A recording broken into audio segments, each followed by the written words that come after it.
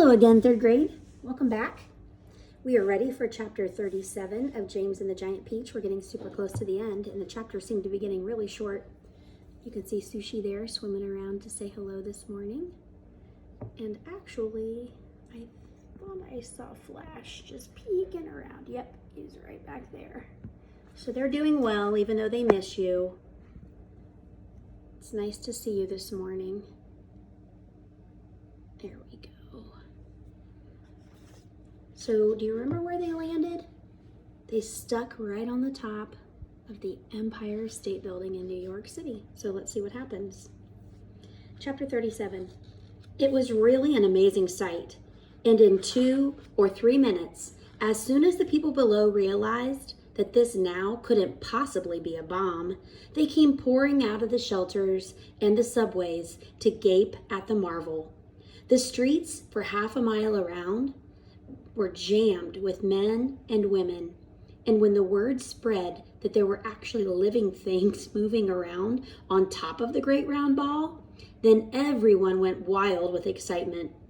"It's a flying saucer!" they shouted. "Yeah, they're from outer space. I think they're men from Mars.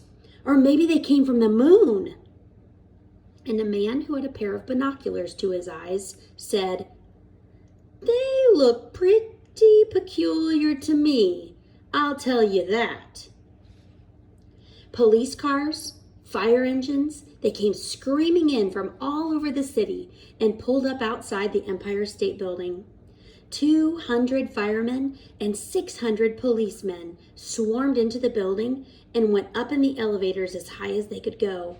Then they poured out onto the observation roof, which is a place where tourists stand, just at the bottom of the big spike. All of the policemen were holding their guns at the ready, with their fingers on the triggers, and the firemen were clutching their hatchets. But from where they stood, almost directly underneath the Peach, they couldn't actually see the travelers up on top. "Ahoy there!" shouted the chief of police. "Come out and show yourselves!" Suddenly, the great brown head of the centipede appeared over the side of the Peach. His black eyes, as large and round as 2 marbles, glared down at the policemen and firemen below. Then his monstrous, ugly face broke into a wide grin. The policemen and firemen all started shouting at once. "Look out!" they cried. "It's a dragon!" "It's not a dragon, it's a wampus." "I think it's a gorgon." "It's a sea serpent."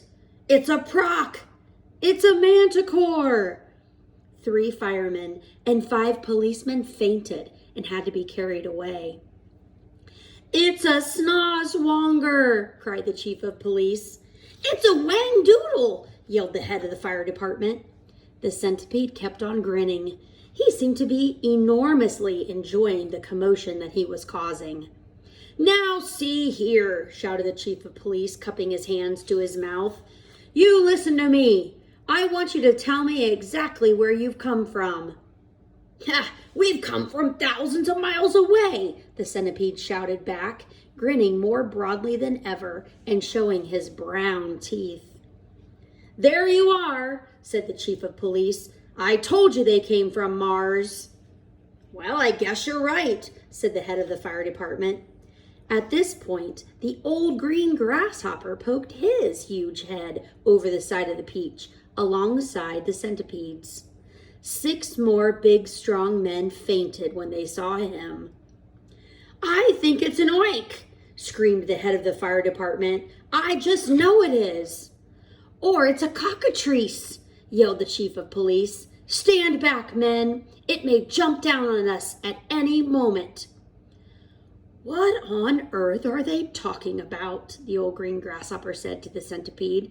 "Search me," said the centipede, "but they seem to be in an awful stew about something." Then Miss Spider's large, black, murderous-looking head, which to a stranger was probably the most terrifying of all, appeared next to the grasshoppers. "Snakes and ladders!" yelled the head of the fire department. "We are finished now. It's a giant scorpula." "It's worse than that," cried the chief of police. It's a vermicious snid. Oh, just look at this vermiciously gruesome face. It is the kind that eats fully grown men for breakfast, the head of the fire department said, turning white as a sheet. I'm afraid it is, the chief of police said. Oh, please, why doesn't someone get us down from here? Miss Spider called. It's making me giddy. This could be a trick, said the head of the fire department. Don't anyone move until I say. They probably got space guns, muttered the chief of police. But we've got to do something, the head of the fire department announced grimly. About 5 million people are standing down there on the streets watching us. Then why don't they put up a ladder? The chief of police asked him. I'll stand at the bottom and hold it steady. You can go up and see what's happening. Thanks very much, snapped the head of the fire department.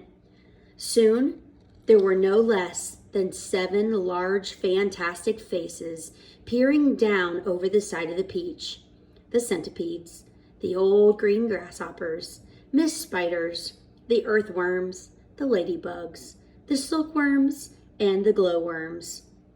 And a sort of panic was beginning to break out among the firemen and the policemen on the rooftop. Then, all at once, the panic stopped, and a great gasp of astonishment went up all around.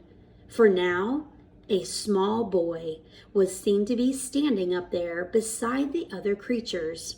His hair was blowing in the wind, and he was laughing and waving and calling out, "Hello, everybody! Hello!" For a few moments, the men below just stood and stared and gaped. They simply couldn't believe their eyes. Well, bless my soul, cried the head of the fire department, going red in the face.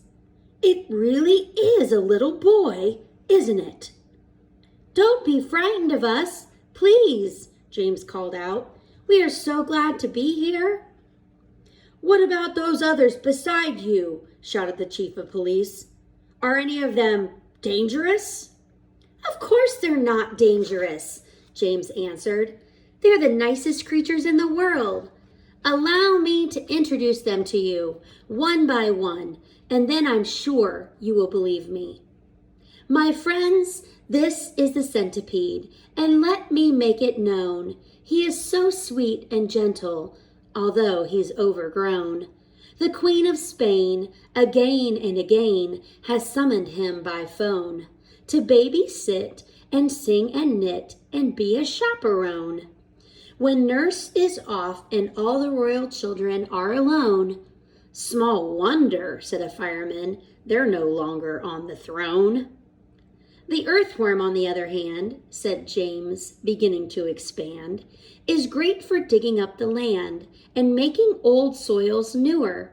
Moreover, you should understand, he would be absolutely grand for digging subway tunnels and for making you a sewer. The earthworm blushed and beamed with pride. Miss Spider clapped and cheered and cried, could any words be truer? And the grasshopper, ladies and gents, is a boon in a million ways. You have to only give him a tune, and he plays and plays and he plays. As a toy for your children, he's perfectly sweet. There's nothing so good in the shops. You've only to tickle the soles of his feet, and he hops and he hops and he hops. He can't be very fierce, exclaimed the head of all the cops. And now, without excuse, I'd like to introduce this charming glowworm, lover of simplicity. She is easy to install on your ceiling or your wall. And although this smacks a bit of eccentricity, it's rather very clever, and therefore you will never have the slightest need for using electricity. At which no less than 52 policemen cried, if it's true, that creature'll get fabulous publicity. And here we have Miss Spider with a mile of thread inside her, who has personally requested me to say that she's never met Miss Muffet on her charming little tuffet. And if she'd not have frightened her away, should her looks sometimes alarm you, then I don't think it would harm you to repeat at least 100 times a day, I must never kill a spider. I must only help and guide her and invite her to the nursery to play. The police all nodded slightly, and the firemen smiled politely, and about a dozen people cried, "Hooray!" And here's my darling ladybug, so beautiful, so kind, my greatest comfort since this trip began. She has 400 children, and she's left them all behind, but they're coming on the next peach if they can. The cops cried, "She's entrancing." All the firemen started dancing, and all the crowd started cheering to a man. And now the silkworm, James went on, whose silk will bear comparison with all the greatest silks there are in Rome and Philadelphia. If you could search the whole world through, from Paraguay to Timbuktu, I don't think you would find one bit of silk that could compare with it. Even the shops in Singapore don't have this stuff. And what is more, this silkworm had, I'll have you know, the honor not so long ago to spin and weave and sew and press the Queen of England's wedding dress. And she's already made and sent a waistcoat for your president. Well, good for her, the cops cried out. And all at once a mighty shout went up around the Empire State. Let's get them down at once. Why wait? So now no one's afraid of them anymore.